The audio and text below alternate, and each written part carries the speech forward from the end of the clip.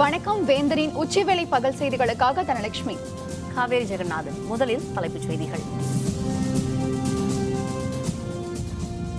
விஜயகாந்த் உருவபொம்மை எரிக்கும் போராட்டம் வேண்டாம். அதிமுகவினருக்கு முதல்வர் ஜெயலலிதா வேண்டுகோள்.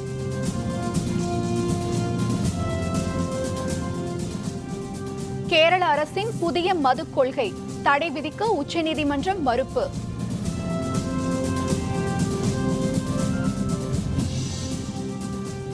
ராமேஸ்வரத்தில் 3 நாட்களாக கொட்டி தீர்க்கும் கனமழை. மக்களின் இயல்பு வாழ்க்கை பாதிப்பு.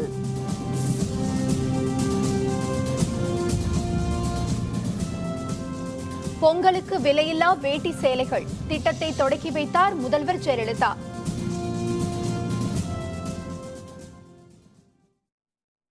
விஜயகாந்திற்கு எதிராக உருவபொம்மை எரிப்பு போன்ற போராட்டத்தில் ஈடுபட வேண்டாம் என அதிமுக தொண்டர்களுக்கு முதல்வர் ஜெயலலிதா வேண்டுகோள் விடுத்துள்ளார்.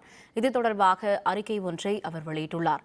தேமுதிக தலைவர் விஜயகாந்த் தனது கட்சியின் சார்பில் நேற்று தஞ்சாவூரில் ஒரு கண்டன ஆர்ப்பாட்டத்தை ஏற்பாடு செய்து அதில் கலந்து கொண்டுள்ளார் என்று தெரிவித்துள்ள ஜெயலலிதா, ஆர்ப்பாட்டத்தில் விஜயகாந்த் பேசுகையில் மேடையில் இருந்த விஜயகாந்தை அவர்கள் கட்சியினர் சிலர் பார்க்க முடியாதபடி அவரது உருவத்துடன் கூடிய பிளக்ஸ் போர்டு ஒன்று மறைத்துக் கொண்டிருந்தது என்று குறிப்பிட்டுள்ளார்.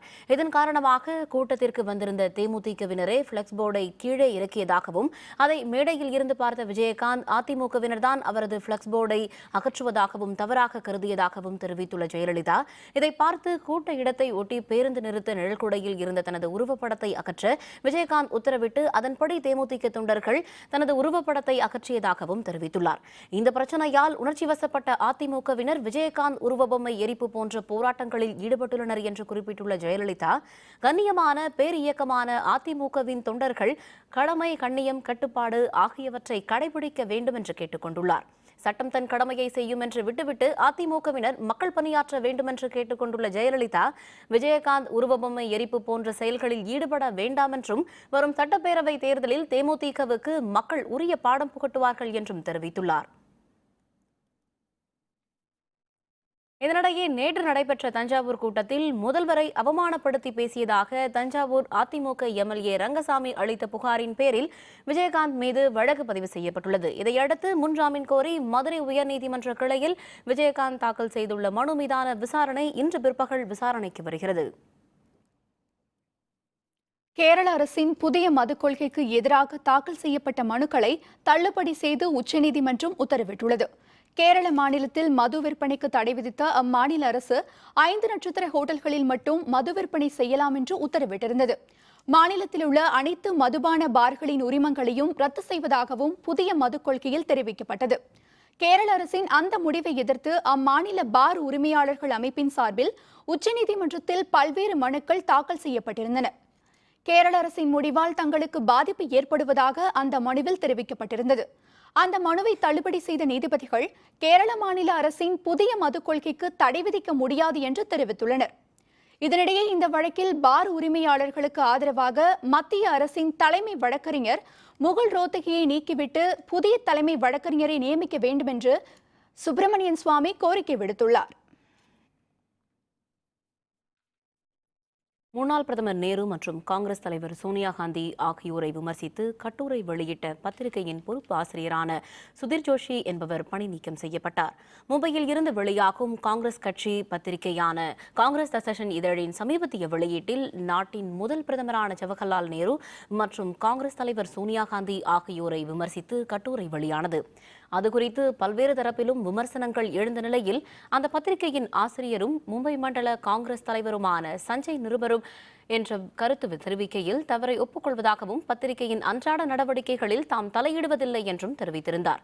இந்த நிலையில் அந்த பத்திரிகையின் பொறுப்பு ஆசிரியரான சுதீர் ஜோஷி என்பவர் நேற்று திடீரென பணி நீக்கம் செய்யப்பட்டார். தில்லியில் சுற்றுச்சூழல் சீர்கேட்டை தடுக்கும் வகையில் வாகன போக்குவரத்தில் செய்யப்பட்டிருக்கும் மாற்றத்தின் அடிப்படையில் நாளை ஒத்திகை நடைபெற இருப்பதாக மாநில அரசு அறிவித்துள்ளது.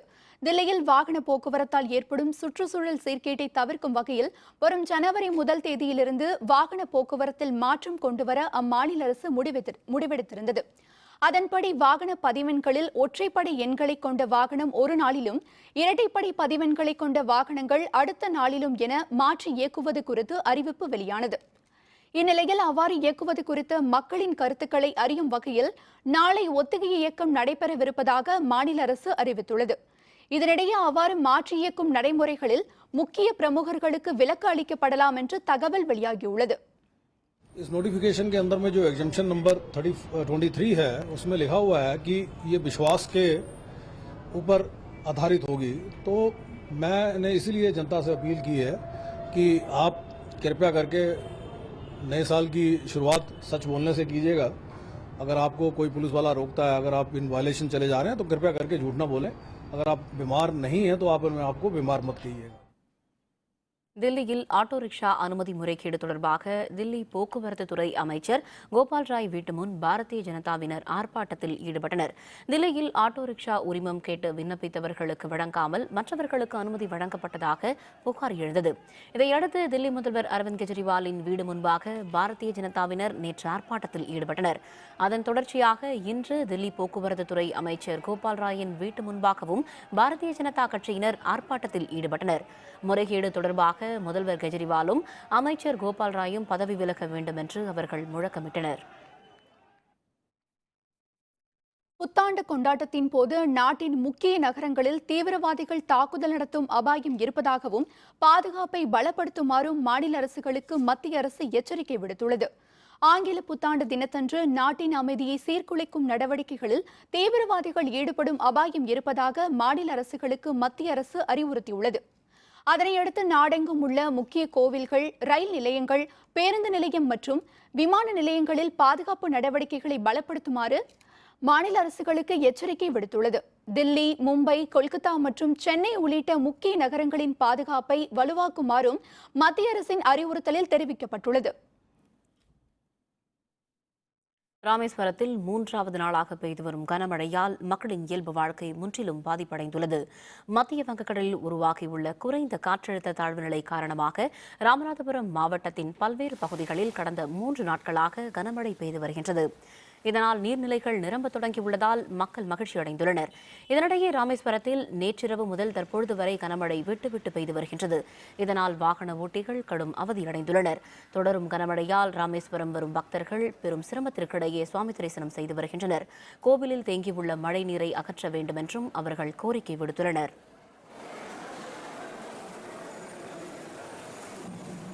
ராமேஸ்வரத்தை புலப்பத்தர ரொம்ப மோசமா இருக்கு. மனிதன் நடந்து போக முடியல. ரோட்ல தண்ணி எங்க போட சாக்கடை குப்பைமையா வந்துகிட்டு மனுஷருக்கு நிம்மதியாக வாழ்க வேண்டியிருக்கு. 3 நாள் வீட்டை விட்டு வெளியே வர முடியல. ராமேஸ்வரம் தண்ணி நீக்கி போற சாக்கடைகளை வீட்டுக்குள்ள ஏறி வந்துருக்கு. அந்த அளவுக்கு ரொம்ப மோசமான முறை இருக்கு தண்ணி. ராமேஸ்வரம் கோயிலுக்கு வந்திருக்கிறோம். நேற்று நைட்ல சரியான மழை பெஞ்சிருக்குது. எங்கேயும் போக முடியல, வர முடியல. முட்டி அளவுக்கு தண்ணி இருக்குது. கோயிலை சுற்றி தண்ணி வெளியே போகிறதுக்கு சரியான பராமரிப்பே இல்லை. என்ன பண்ணாலும் தெரியல. பக்தர்கள்லாம் அங்கிட்டு அனுமதிட்டு இருக்கிறாங்க. தொடர்ந்து 2 நாட்களாக ராமேஸ்வரத்தில் சரியான மழை பெஞ்சிட்டு இருக்கு. தண்ணி ஓடுறதுக்கான எந்த ஒரு வசதியுமே செஞ்சு கொடுக்கல. ராமேஸ்வரத்தில் ஃபுல்லாக எந்த ஏரியாவுக்குள்ள போனாலும் முட்டை அளவுக்கு தண்ணி கிடக்கு. ஒரு ஜனங்கள் நடமாட முடியல. ஊரில் இயல்பு வாழ்க்கை ரொம்பவும் பாதிக்கப்பட்டு போயிருக்கு. இந்த இயல்பு வாழ்க்கை திரும்பணும்னா நகராட்சியிலேருந்து எங்களுக்கு இந்த தண்ணி ஓடுறதுக்கான வசதிகள் செஞ்சு கொடுக்கணும். பொங்கல் திருநாளையொட்டி வேட்டி சேலை வழங்கும் திட்டத்தை முதல்வர் ஜெயலலிதா தொடங்கி வைத்தார். இது பற்றிய தகவலை செய்திக்குறிப்பொன்றில் தமிழக அரசு தெரிவித்துள்ளது. தலைமைச் செயலகத்தில் திட்டத்தை தொடக்கி வைத்து 5 குடும்பங்களுக்கு வேட்டி சேலைகளை முதல்வர் வழங்கியதாக தெரிவிக்கப்பட்டுள்ளது. கடந்த 1983ஆம் ஆண்டு முன்னாள் முதல்வர் எம்ஜிஆர் அவர்களால் விலையில்லா வேட்டி சேலை வழங்கும் திட்டம் தொடங்கப்பட்டதாக கூறப்பட்டுள்ளது. 486 கோடியே 36 லட்சம் ரூபாய் செலவில் 1,68,04,986 சேலைகள் மற்றும் 1,67,89,404 வேட்டிகள் வழங்கப்படும் என தமிழக அரசு அறிவித்துள்ளது. இத்திட்டத்தின் மூலம் ஏழை எளிய மக்கள் பயன்பெறுவதோடு மட்டுமல்லாமல் கைத்தறி, விசைத்தறி தொழில்களில் ஈடுபட்டுள்ளோருக்கு வேலைவாய்ப்பு வழங்கப்படுவதாகவும் செய்திக்குறிப்பில் தெரிவிக்கப்பட்டுள்ளது. வரும் ஜனவரி 20ஆம் தேதி IRNSS எனப்படும் பாதுகாப்பு கண்காணிப்பு செயற்கைக்கோள் விண்ணில் செலுத்தப்பட உள்ளதாக இஸ்ரோ தலைவர் கிரண்குமார் தெரிவித்துள்ளார்.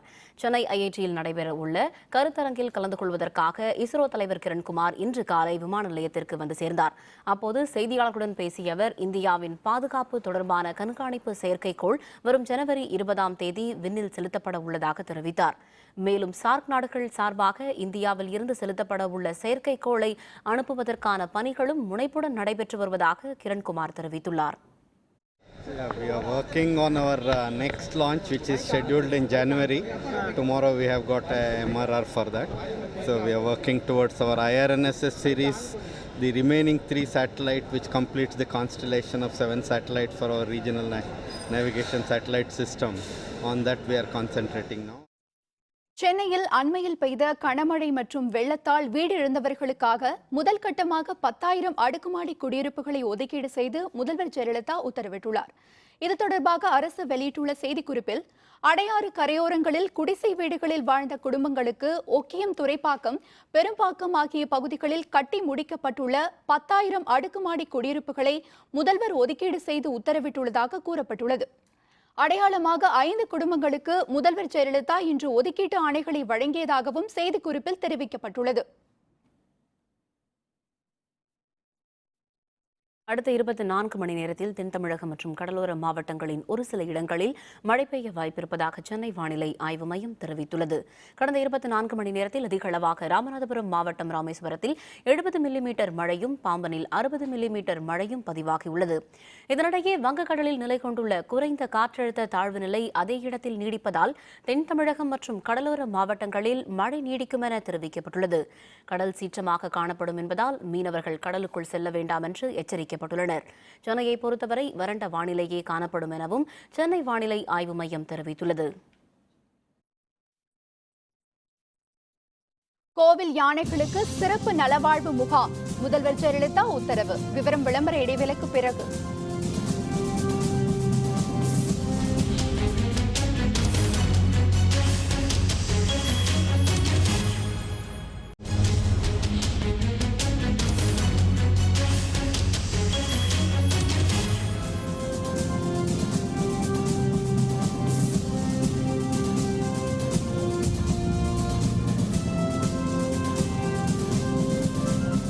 தொடர்கின்றன. கோயில்கள் மற்றும் மடங்களுக்கு சொந்தமான யானைகளுக்கு 48 நாட்கள் நலவாழ்வு முகாம் நடத்த முதல்வர் ஜெயலலிதா உத்தரவிட்டுள்ளார். இது பற்றிய தமிழக அரசு செய்திக்குறிப்பொன்றை வெளியிட்டுள்ளது. திருக்கோயில்களுக்கும் திருமடங்களுக்கும் சொந்தமான 43 யானைகளுக்கு ஜனவரி 7ஆம் தேதி தொடங்கி பிப்ரவரி 23ஆம் தேதி வரை கோயம்புத்தூர் மாவட்டம் தேக்கம்பட்டியில் யானைகள் சிறப்பு நலவாழ்வு முகாம் நடத்திட முதல்வர் ஜெயலலிதா ஆணையிட்டுள்ளார். முகாமிற்கு வர மறுக்கும் யானைகளை வற்புறுத்தி முகாமுக்கு அழைத்து செல்ல வேண்டியதில்லை என்றும், நோயுற்ற இருக்கும் யானைகளை முகாமிற்கு அழைத்து செல்ல வேண்டாம் என்றும் தெரிவித்துள்ள முதல்வர், தற்போது இருக்கும் இடத்திலேயே இந்த யானைகளுக்கும் முகாமில் வழங்கப்படுவது போன்ற உணவு, மருத்துவ வசதி ஆகியன வழங்கப்பட வேண்டும் என்று உத்தரவிட்டுள்ளார். மேலும் யானைகள் சிறப்பு நலவாழ்வு முகாமிற்கான ஆயத்த பணிகள் முழுவீச்சில் நடைபெற்று வருவதாகவும், யானைகள் பராமரிப்பு குறித்து நன்கு அறிந்த வல்லுநர்களை கொண்டு யானை பாகர்களுக்கு பயிற்சி அளிக்கப்படும் என்றும் அந்த செய்திக்குறிப்பில் தெரிவிக்கப்பட்டுள்ளது. தேர்தல் நேரத்தில் அதிமுக பாரதிய ஜனதா இடையே கூட்டணி ஏற்படும் என தமிழக காங்கிரஸ் தலைவர் EVK இளங்கோவன் தெரிவித்துள்ளார். சென்னை அமைந்தகரையில் வெள்ளத்தால் பாதிக்கப்பட்ட மக்களுக்கு காங்கிரஸ் சார்பில் நிவாரண உதவிகள் அளிக்கும் நிகழ்ச்சி நடைபெற்றது. இதில் பங்கேற்ற பின்னர் செய்தியாளர்களுடன் பேசிய EVK இளங்கோவன், கூட்டணியில் சேருமாறு திமுக தலைவர் கருணாநிதி விடுத்த அழைப்பிற்கு நன்றி தெரிவித்துக் கொள்வதாகவும், எனினும் இது பற்றி கட்சி மேலிடம்தான் முடிவு செய்ய வேண்டும் என்றும் தெரிவித்தார். கலைஞர் அவர்கள் காங்கிரசும் திமுகவினுடைய கூட்டணிக்கு வர வேண்டும் என்று சொல்கின்ற விதத்தில் அழைப்பு விடுத்திருக்கின்றார். அதற்கு நான் என்னுடைய நன்றியை தெரிவித்துக் கொள்கின்றேன். கலைஞருடைய அழைப்பை பற்றி நான் மேலிடத்திற்கு எடுத்துச் சொல்வேன். மேலிடம் எடுக்கும் முடிவிற்கு காங்கிரஸ், தமிழ்நாடு காங்கிரஸ் கட்டுப்பட்டு நடக்கும் என்பதை சொல்லிக்கொள்ள விரும்புகிறேன். தமிழகத்தில் ஜல்லிக்கட்டு நடத்துவது தொடர்பான சட்ட வடிவத்தை நாடாளுமன்ற கூட்டத்தொடரில் கொண்டுவரும் வகையில் தமிழக கட்சிகள் இணைந்து செயல்படவில்லை என தமிழ் மாநில காங்கிரஸ் தலைவர் GK வாசன் குற்றம் சாட்டியுள்ளார். மதுரை விமான நிலையத்தில் செய்தியாளர்களுடன் பேசிய தமிழ் மாநில காங்கிரஸ் தலைவர் GK வாசன் இதனை தெரிவித்தார். மேலும் தமிழர்களின் பாரம்பரியமான ஜல்லிக்கட்டை நடத்துவதில் தமாக உறுதியாக இருப்பதாகவும் அவர் கூறினார். தமிழக மக்களுடைய நீண்ட நாள் கோரிக்கை ஜல்லிக்கட்டு விளையாட்டு இந்த தை மாதத்திலே பொங்கல் திருநாளிலே மீண்டும் நடைபெற வேண்டும் என்பதுதான். ஜல்லிக்கட்டு உறுதியான முறையிலே நடைபெற வேண்டும், சட்ட வடிவமாக அது முழுமை பெற வேண்டும் என்பதுதான் தமிழ் மாநில காங்கிரஸ் கட்சியினுடைய விருப்பம். சென்னை சைதாப்பேட்டையை ஒட்டியுள்ள அடையாற்றின் கரையோர பகுதிகளில் உள்ள ஆக்கிரமிப்பு பகுதிகளை அகற்றும் பணியில் பொதுப்பணித்துறையினர் ஈடுபட்டுள்ளனர். அவர்களுக்கு கண்ணகி நகர், எழில்நகர் பகுதியில் வீடுகள் ஒதுக்கப்பட்டுள்ளன. இந்நிலையில் தங்கள் வாழ்வாதாரம் பாதிக்கப்படுவதாக வீடுகளை இழந்த மக்கள் தெரிவித்துள்ளனர். இதுபற்றிய விரிவான தகவல்களை தருகிறார் நமது செய்தியாளர் மாரியப்பன். சென்னையில் கடந்த நவம்பர் மாதம் இறுதி மற்றும் டிசம்பர் 2ஆம் தேதி பெய்த கனமழையின் காரணமாக சென்னையை சுற்றியுள்ள பெரும்பாலான ஏரிகள் நிரம்பியதை அடுத்து உபரி நீரானது அடையாறு மற்றும் கூவம் ஆற்றில் திறந்துவிடப்பட்டது. இதன் காரணமாக வெள்ளப்பெருக்கு ஏற்பட்டு நகரின் பெரும்பாலான பகுதிகள் வெள்ள நீராலும் மழை நீராலும் சூழ்ந்து பொதுமக்களின் இயல்பு வாழ்க்கை பெரிதும் பாதிக்கப்பட்டிருந்தது. இந்த நிலையில் தமிழக அரசின் பொதுப்பணித்துறை சார்பில் சைதாப்பேட்டை அடையாற்றில் கரையோர பகுதியில் அமைக்கப்பட்டிருந்த சுமார் 1500 வீடுகளை அகற்றும் பணியில் பொதுப்பணித்துறையினர் ஈடுபட்டுள்ளனர். முதல் கட்டமாக 200 வீடுகள் அகற்றப்பட்டு அவர்களுக்கான மாற்று இடங்கள் கண்ணகி நகர் மற்றும் எழில்நகர் பகுதியில் வழங்கப்பட்டு வருகிறது. இந்த பகுதியில் உள்ளவர்கள் கல்வியறிவில் மிகவும் குறைந்த கல்வியறிவை பெற்றிருப்பதாலும் இவர்களது தொழில் பெரும்பாலும் கூலி தொழிலை நம்பியிருப்பதால் இவர்களுக்கு தங்கள் வீடு ஒதுக்கப்பட்டுள்ள பகுதியிலே தங்களுக்கு தொழில் வழங்குவதற்கான வசதிகளை அரசு ஏற்படுத்தி தர வேண்டும் என பொதுமக்கள் கோரிக்கை விடுத்துள்ளனர். இப்போ இங்கே இருந்தவங்களாம் கம்பல்சரி ஒரு 2 மாதமாக வேலையே இல்லை, ரொம்ப கஷ்டப்பட்டு தான் இருக்கும். ஏதோ உதவி வந்தது, அந்த உதவி மூலிமா கொஞ்சம் அட்ஜஸ்ட் பண்ணி ஓட்டின்னு இருக்கோம். அங்கே போனால் தொழில்தாரெல்லாம் எங்களுக்கு கன்ஃபார்மாக இருக்காது. ஏன்னா புதிய இடத்துல போனாலே கம்பல்சரி செட் ஆகிறதுக்கு 1 வருஷம் ஆகிடும். அந்த 1 வருஷத்துக்கு மேலே தான் நாங்கள் இது பண்ணணும்னு தெரியும். நாங்கள் கூலி வேலை தான் செய்கிறோம். பெயிண்ட்ரு, கொத்தனார் வேலை செய்கிறாங்க, சித்தாள் வேலை செய்கிறாங்க, இதுமாரி இருக்கிறோம். நாங்கள் இதுக்கு வேலை வாய்ப்பு இருக்காது எங்களுக்கு. அங்கே போனால் வேலை வாய்ப்பு வந்து இப்போ யாரும் தெரியாத போயிட்டு நாங்கள் போய் எங்கே போய் வேலை கேட்கணும்னு தெரியாது. அதுக்குன்னு எங்களுக்கு எதனா ஒரு வசதி வாய்ப்பு பண்ணி கொடுத்தா இன்னும் நல்லாயிருக்கும். மேலும் இங்கு ஆயிரக்கணக்கான வீடுகளில் உள்ள பள்ளி குழந்தைகள் இந்த பகுதியில் உள்ள அருகில் உள்ள அரசு பள்ளிகளே படித்து வந்த நிலையில் அவர்களது பள்ளி படிப்பு தொடருமா என்பது பெரும் கேள்விக்குறியாகியுள்ளது. வேந்தர் செய்திகளுக்காக சைதாப்பேட்டையிலிருந்து ஒளிப்பதிவாளர் மணிகண்டனுடன் மாரியப்பன். புதுச்சேரி தனியார் விடுதியில் தங்கியிருந்த தேமுதிக தலைவர் விஜயகாந்தை வெளியேற்ற கோரி அவரது உருவ பொம்மையை எரித்து சாலை மறியலில் ஈடுபட்ட அதிமுகவினர் 200 பேரை காவல்துறையினர் கைது செய்தனர். தஞ்சாவூரில் நேற்று நடைபெற்ற பொதுக்கூட்டத்தின் போது தமிழக முதல்வர் ஜெயலலிதாவின் படத்தை தேமுதிக தலைவர் விஜயகாந்த் அவமதித்ததாக கூறப்படுகிறது. இதனைத் தொடர்ந்து புதுச்சேரி தனியார் விடுதியில் தங்கியிருந்த விஜயகாந்தை விடுதலையிலிருந்து வெளியேற்ற கோரி அவரது உருவ பொம்மையை எரித்து அதிமுகவினர் போராட்டத்தில் ஈடுபட்டனர். மேலும் தடையை மீறி விடுதிக்குள் நுழைய முயன்றதால் காவல்துறையினருக்கும் அதிமுகவினருக்கும் இடையே தள்ளுமுள்ளு ஏற்பட்டது. இதனையடுத்து போராட்டத்தில் ஈடுபட்ட 200க்கும் மேற்பட்ட அதிமுகவினரை காவல்துறையினர் கைது செய்தனர். மக்களால் தேர்ந்தெடுக்கப்பட்ட மக்கள் பிரதிநிதி என்கின்ற தகுதியை இழந்து இருக்கும் விஜயகாந்த் அவர்கள் உடனடியாக புதுச்சேரி மாநிலத்தை விட்டு விரட்டடிக்க வேண்டும். விஜயகாந்த் இந்த ஓட்டலை விட்டு எப்பொழுது வெளியில் வந்தாலும் நாங்கள் அனைத்து இந்திய அண்ணா திராவிட முன்னேற்ற கழகத்தை சேர்ந்தவர்கள் அறவழியில் அவனை மறிப்போம். கடலூருக்கு சென்ற தேமுதிக தலைவர் விஜயகாந்திற்கு எதிர்ப்பு தெரிவித்து அதிமுகவினர் ஆர்ப்பாட்டத்தில் ஈடுபட்டனர். தஞ்சாவூரில் நேற்று நடைபெற்ற தேமுதிக ஆர்ப்பாட்டத்தின் போது முதல்வர் ஜெயலலிதாவின் படத்தை தேமுதிகவினர் கிழித்தெறிந்தனர். இதற்கு எதிர்ப்பு தெரிவித்து தமிழகம் முழுவதும் அதிமுகவினர் போராட்டத்தில் ஈடுபட்டு வருகின்றனர். இதனிடையே வெள்ள நிவாரணத்தை முறையாக வழங்க கோரி கடலூரில் இன்று விஜயகாந்த் தலைமையில் ஆர்ப்பாட்டம் நடைபெற்றது. விஜயகாந்த் வருகைக்கு எதிர்ப்பு தெரிவித்து கடலூரில் அதிமுகவினர் போராட்டம் நடத்தினர். இதனையடுத்து இரு கட்சியினரிடையேயும் மோதல் ஏற்படாமல் இருக்க காவல்துறையினர் குவிக்கப்பட்டுள்ளனர். இதனிடையே போராட்டத்தில் கலந்து கொள்வதற்காக கடலூருக்கு புறப்பட்ட விஜயகாந்தின் காரை அதிமுகவினர் முற்றுகையிட முயன்றதால் பரபரப்பு ஏற்பட்டது. புதுச்சேரியில் அவர் தங்கியிருந்த விடுதியில் இருந்து காரில் புறப்பட்ட விஜயகாந்த் அதிமுகவினர் முற்றுகையிட முயன்றனர். அவரது காருக்கு பின்னால் வந்த காரை அதிமுகவினர் முற்றுகையிட்டு தாக்குதல் நடத்தியதால் பரபரப்பு ஏற்பட்டது. போராட்டத்தில் ஈடுபட்ட அதிமுகவினரை காவல்துறையினர் அப்பகுதியில் இருந்து அப்புறப்படுத்தினர். சென்னையில் சுனாமியால் பாதிக்கப்பட்டு வீடுகளை இழந்து 11 ஆண்டுகளாக காத்திருக்கும் மக்கள் விரைவில் வீடுகளை கட்டித்தர வலியுறுத்தி முதல்வர் தனிப்பிரிவில் இன்று கோரிக்கை மனு அளித்தனர். சுனாமியால் பாதிக்கப்பட்டு வீடுகளை இழந்த தண்டையார்பேட்டை பகுதியைச் சேர்ந்த மீனவ கிராமத்தினர் சென்னை மீனவர் வாழ்வுரிமை இயக்கத்தின் சார்பில் முதல்வரின் தனிப்பிரிவில் இன்று கோரிக்கை மனு அளித்தனர். ஏஆர் திட்ட பகுதியில் 178 பேர் நாங்கள் நடுத்தூரில் நிற்கிறோம். ஆனால் ஏஆர் திட்ட பகுதியில் இன்னைக்கு 10 பேருக்கு அம்மா கையால் வந்து வீடு வழங்க போறாங்க. அப்போ சுனாமியால் கட்டப்பட்ட எங்களுக்காக ஒதுக்கப்பட்ட வீடை மழைநீர் சேகரிப்புக்காக பாதிக்கப்பட்டவங்களுக்காக கொடுத்தா நாங்கள் எங்கே போகிறது? இந்த இடம் எங்களுக்கு தான் சொந்தம், எங்களுக்கு தான் கொடுக்கணும். கோயம்புத்தூர் விமான நிலைய விரிவாக்கத்திற்காக நிலம் கையகப்படுத்தப்பட்ட விவகாரத்தில் உரிய விலை நிர்ணயம் செய்யாததால் வாழ்வாதாரம் பாதிக்கப்படுவதாக நிலங்களை அளித்தவர்கள் வேதனை தெரிவிக்கின்றனர். இதுபற்றி இன்றைய வேந்தர் சிறப்பு செய்தியில். கோயம்புத்தூர் விமான நிலையத்தை பன்னாட்டு விமான நிலையமாக்கும் திட்டம் விரைவில் செயலாக்கம் பெறும் என்ற நிலையில் விமான நிலைய ஓடுதளத்தை 12,500 அடி நீளத்துக்கு விரிவாக்கம் செய்ய வேண்டிய அத்தியாவசியம் எழுந்துள்ளது. அவ்வாறு விரிவாக்கம் செய்தால்தான் பெரிய அளவிலான விமானங்கள் வந்து செல்ல முடியும்.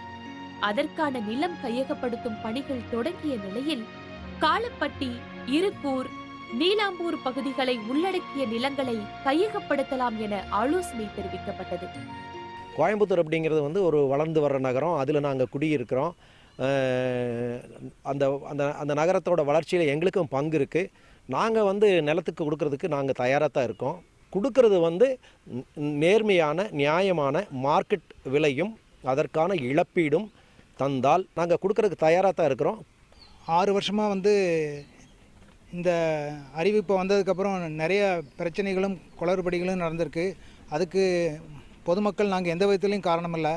நோட்டீஸ் கொடுத்து எங்களையெல்லாம் அழைச்சி என்ன விலை நில மதிப்பு பேசுகிறாங்க அப்படின்னு கேட்டிங்கன்னா, இன்றைக்கி நிலவரத்துக்கு 4 வருஷத்துக்கு முன்னாடி இருக்கிற ரேட்டை போய் எடுக்கிறாங்க. சரிங்களா?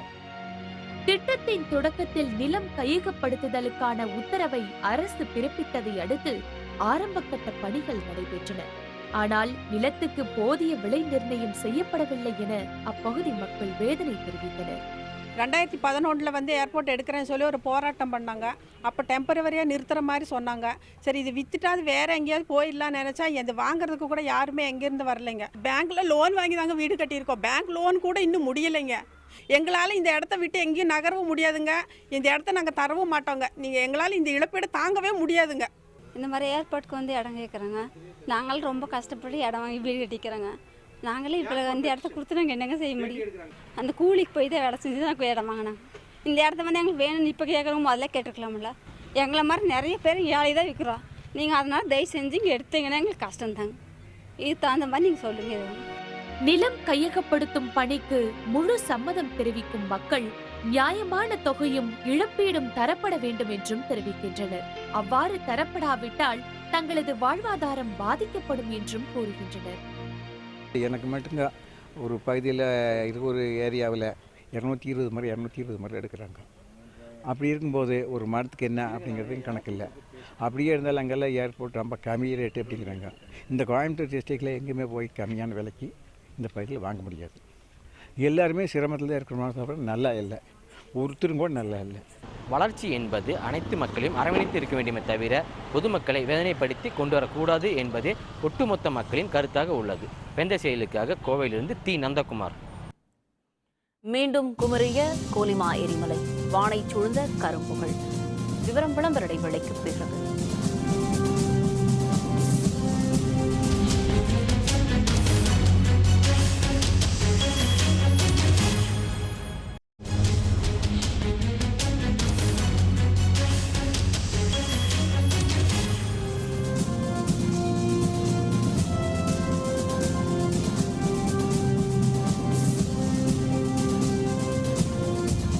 செய்திகள் தொடர்கின்றன.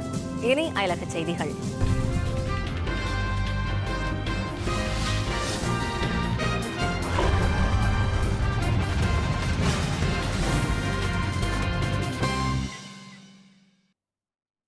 மெக்சிகோ நாட்டில் உள்ள கோலிமா எரிமலை மீண்டும் வெடிக்க தொடங்கியுள்ளதால் வானில் 10,000 மீட்டர் உயரம் வரை கரும்புகை சூழ்ந்துள்ளது. மெக்சிகோ நாட்டில் மொத்தம் 3,000 எரிமலைகள் உள்ளன. அவற்றில் உயிர்ப்புடன் உள்ள 14 எரிமலைகளில் ஒன்றான கோலிமா எரிமலை 16ஆம் நூற்றாண்டில் இருந்து இதுவரை 40 முறை இந்த எரிமலையில் சீற்றம் ஏற்பட்டுள்ளது. 1986ஆம் ஆண்டிற்கு பிறகு மீண்டும் எரிமலை குமுறத் தொடங்கியுள்ளது. இந்த நிலையில் 2 முறை குமுறிய எரிமலையில் இருந்து வானில் 2000 மீட்டர் உயரத்திற்கு சாம்பலும் கருப்புகையும் சூழ்ந்துள்ளது. எரிமலை சீற்றத்தின் காரணமாக பல கிலோமீட்டர் தொலைவில் வசித்து வந்த ஆயிரக்கணக்கான மக்கள் பாதுகாப்பான இடங்களுக்கு அப்புறப்படுத்தப்பட்டுள்ளனர்.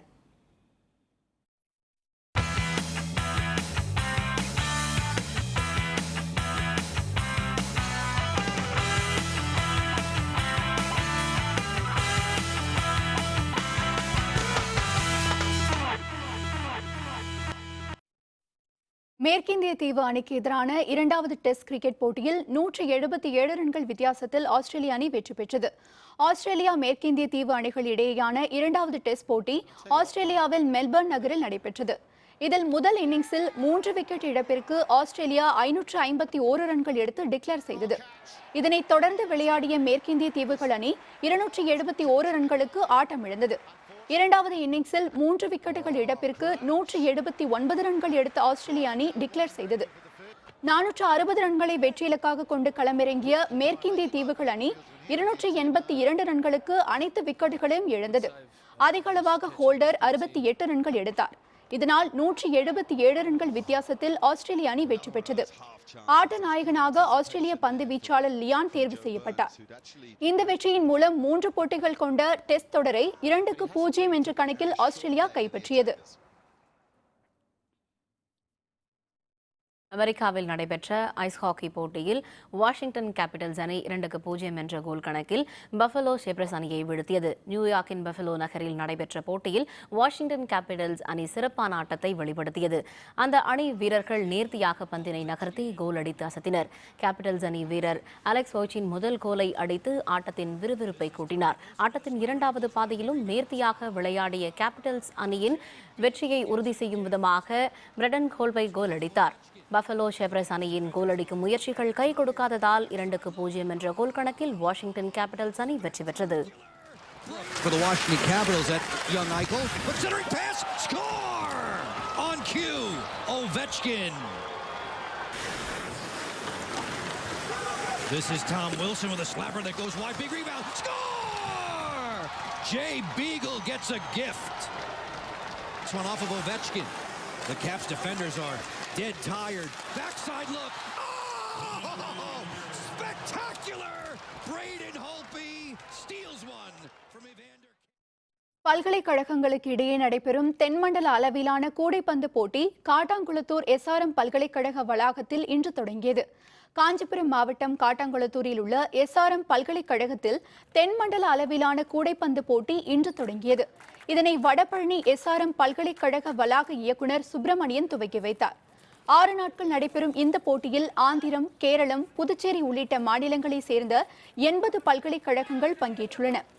இன்று நடைபெற்ற முதல் போட்டியில் ஆந்திர அம்பேத்கர் பல்கலைக்கழக அணியை 37-13 என்ற புள்ளிகள் கணக்கில் வீழ்த்தி ஹைதராபாத் பல்கலைக்கழக அணி வெற்றி பெற்றது.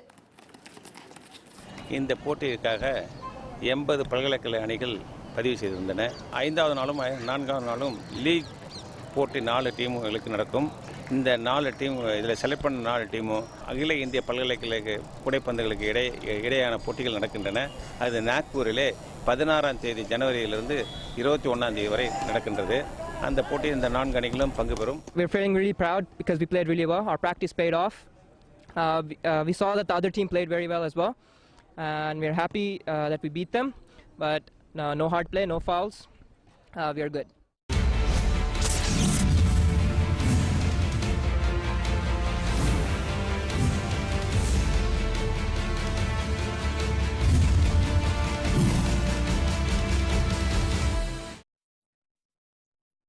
ஆபரண தங்கத்தின் விலை இன்று சவரனுக்கு 23 ரூபாய் அதிகரித்துள்ளது. சென்னையில் ஆபரண தங்கத்தின் விலை கிராமுக்கு 4 ரூபாய் அதிகரித்து 1 கிராம் 2394 ரூபாய்க்கும் சவரன் 19,152 ரூபாய்க்கும் விற்பனையாகிறது. 24 கேரட் தூய தங்கம் 10 கிராம் 40 ரூபாய் அதிகரித்து 25,600 ரூபாய்க்கு விற்பனை செய்யப்படுகிறது. வெள்ளி விலை 1 கிராம் 20 காசுகள் குறைந்து 35 ரூபாய் 80 காசுகளுக்கும், கட்டி வெள்ளி 1 கிலோ 180 ரூபாய் குறைந்து 34,490 ரூபாய்க்கும் விற்பனையாகிறது. பிளாட்டினம் கிராமிற்கு 2 ரூபாய் குறைந்து 1 கிராம் 2,491 ரூபாய்க்கு விற்பனை செய்யப்படுகிறது. மீண்டும் தலைப்புச் செய்திகள். விஜயகாந்த் உருவபொம்மை எரிக்கும் போராட்டம் வேண்டாம், அதிமுகவினருக்கு முதல்வர் ஜெயலலிதா வேண்டுகோள்.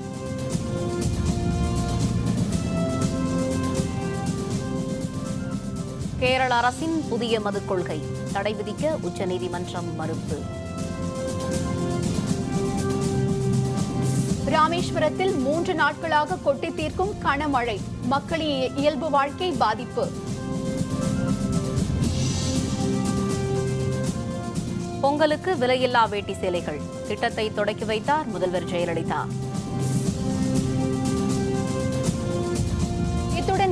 உச்சிவேளை பகல் செய்திகள் நிறைவடைந்தன. மீண்டும் மாலை 6 மணிக்கு வேந்தரின் நந்தி மாலை குறுஞ்செய்திகளில் சந்திப்போம். வணக்கம். வணக்கம்.